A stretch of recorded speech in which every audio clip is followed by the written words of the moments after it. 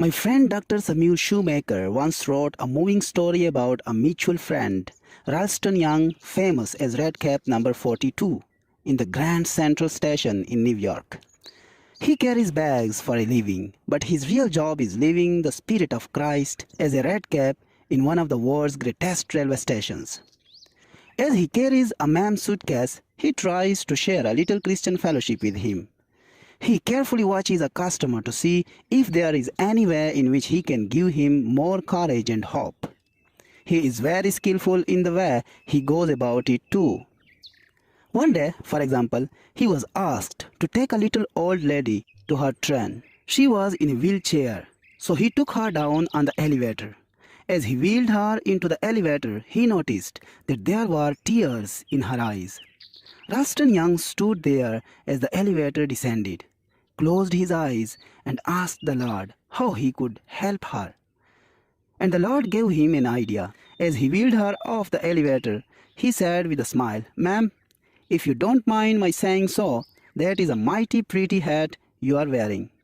She looked up at him and said, "Thank you. And I might add," he said, "that sure is a pretty dress you have on. I like it so much."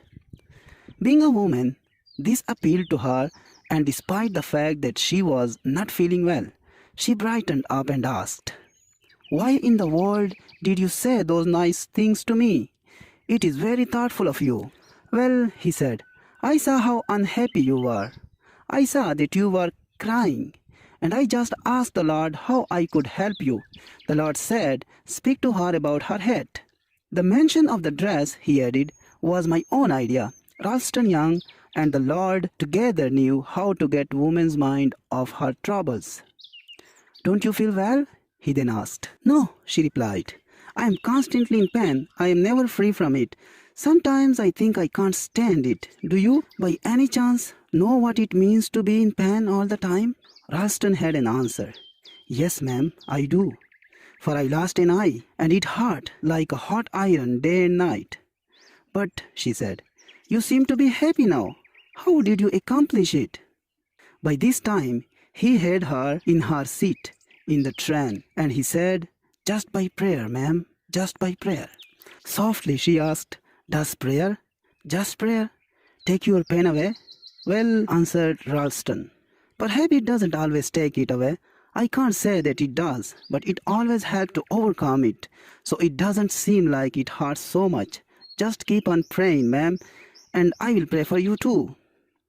Her tears were dried now, and she looked up at him with a lovely smile, took him by the hand, and said, "You have done me so much good."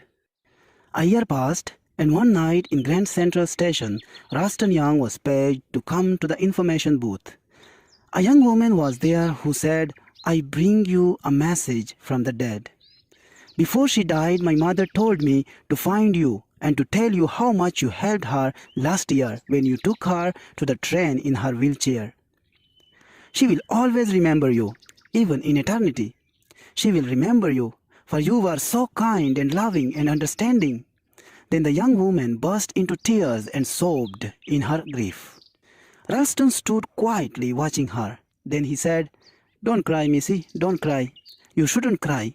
Give a prayer of thanksgiving." Surprised, the girl said, "Why would I give a prayer of thanksgiving?"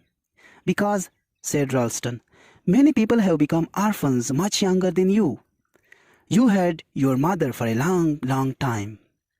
And besides, you still have her. You will see her again. She is near to you now. She always will be near to you. Maybe," he said, "she is right with us now, the two of us, as we talk." The sobs indeed, and the tears dried. Ralston's kindness had the same effect on the daughter as it had had on the mother. In this huge station, with thousands of people passing by, the two of them felt the presence of one who inspired this wonderful redcap to go round this way spreading love.